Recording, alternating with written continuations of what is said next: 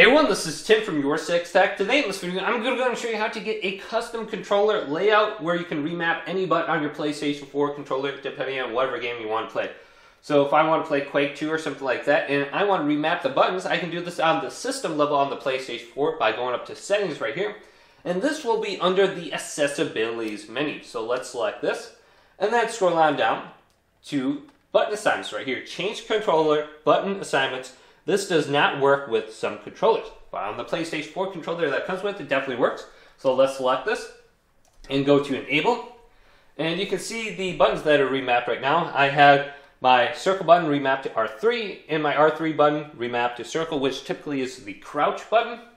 So we can select this now and we just have to go to the button. I'm going to go to Reset real quick on the top. And then I'm going to go ahead and enter in new values. So I'm going to go to circle.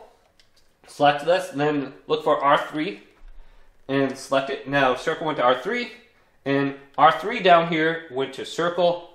Now you can just go to confirm and you can back out and you can see everything taking place.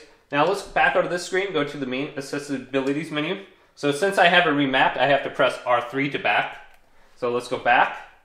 Then we want to go to add to quick menu here on the bottom. If we hold down the PlayStation button, we will see an option for accessibilities right here. Then we can enable it or disable the custom button layout right here. So I'm going to press X on this and disable it so I can actually go back. So you can just go in your game and come here and disable it real quick. But hopefully this video did indeed help you out. Did leave it a big thumbs up and subscribe to my channel down below for more technical videos coming up next on Your 6 Tech.